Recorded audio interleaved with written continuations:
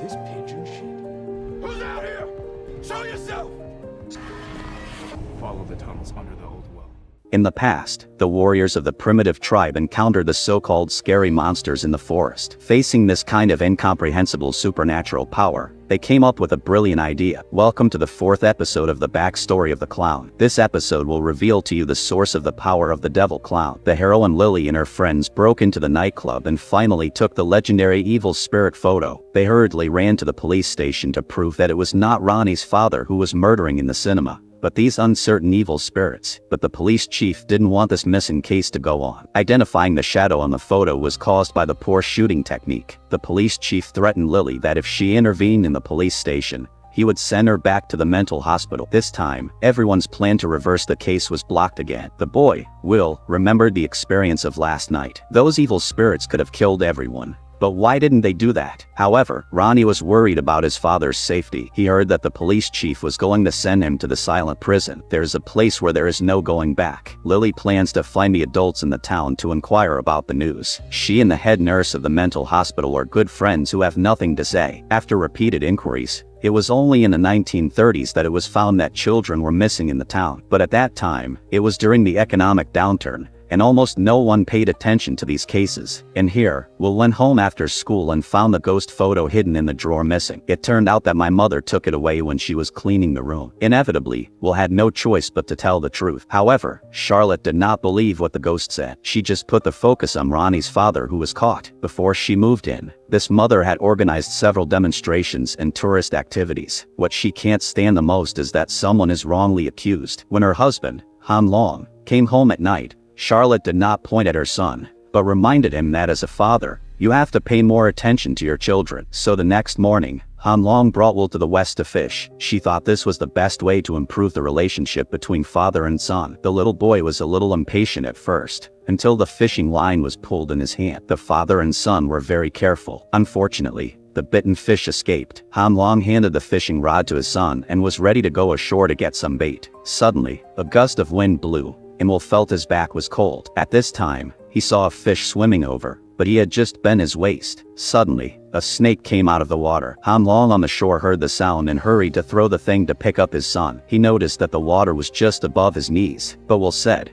he saw his father was burned all over, just like the picture of the last crash. At first, Han Long did not believe it, until he saw the scratch on his son's hand. At this time, Will's eyes were fixed again. Han Long turned his head and saw a strange balloon floating on the river. Since the military commander, Alan, came into contact with the little boy's birthplace, he knew that this force was not something the military could provoke, and he had already started to retreat. In order to comfort this rare commander, the military specially built an abandoned wooden house for him and a few dead party entertainers. The house was far from the noise and was located in the deepest part of the jungle. They can play whatever they want. The only drawback was that no one lived in this house for too long, and it had to be cleaned before use. Alan carried a bag of garbage out of the house. Suddenly, a noise came from the side of the eaves. When he looked up, his dead mother appeared in front of him. Alan knew this was his mother's warning. At the next moment, the image in front of him was interrupted by the sound of a bell. It turned out to be the superior Han Long came to visit. His eyes were full of anxiety. He quickly recounted what happened today. He determined that something attacked his son. He wanted to ask Alan, who was good at commanding, for help. However, Alan remembered his mother's warning, and he didn't say a word for a long time. This made Han Long anxious. He even thought of the strange thing his son encountered,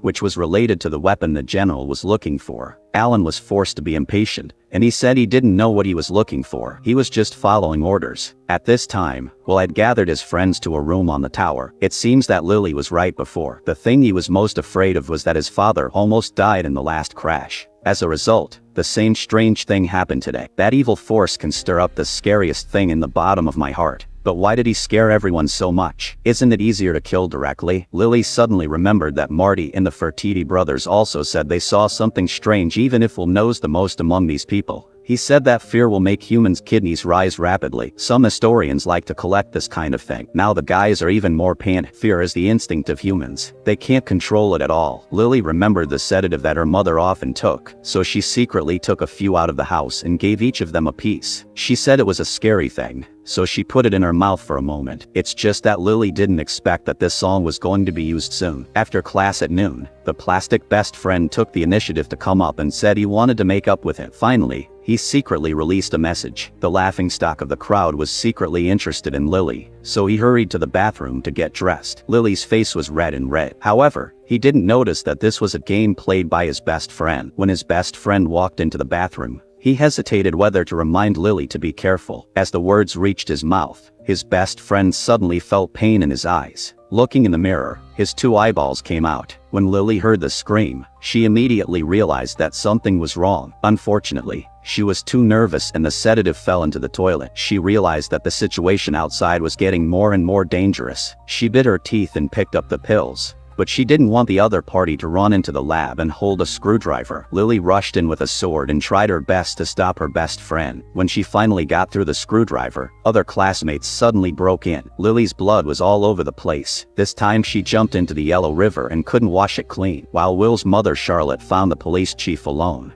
she directly stated that it was a hankering for Ronnie's father. Because the police's arresting procedure was not legal, Charlotte said she wanted to see the hanker. However, the police chief rejected her because she was not a lawyer or a relative. Charlotte seemed to have anticipated that she had come to the hanker's house. Her grandmother heard that she had also given birth to her son, so she said all the details of the crime that night. Unfortunately, the hanker could not provide any evidence. Almost no one knew where he went that night. That afternoon, Charlotte came to the police station again and had a letter of recommendation from her grandmother. This time the police couldn't do anything else. Charlotte was willing to see the hanker who was arrested. She had handled similar cases in her hometown before. She thought that the crime of the hanker was not justified at all. By right, she should have stayed at home and interrogated, but these are not the point. Charlotte wanted to know where the hanker went on the night of the crime. The man struggled for a long time and finally told the truth. That night, he went on a date with a married woman. This kind of thing must not be said. Otherwise, that woman will definitely lose her reputation. After Charlotte heard it, she frowned and did not want to wake up that night. Will, who was sound asleep, was awakened by a nightmare. He couldn't sleep on the left and right, so he simply played a telescope. In the end, he saw the figure of a hanker staring at himself. After hearing the sound,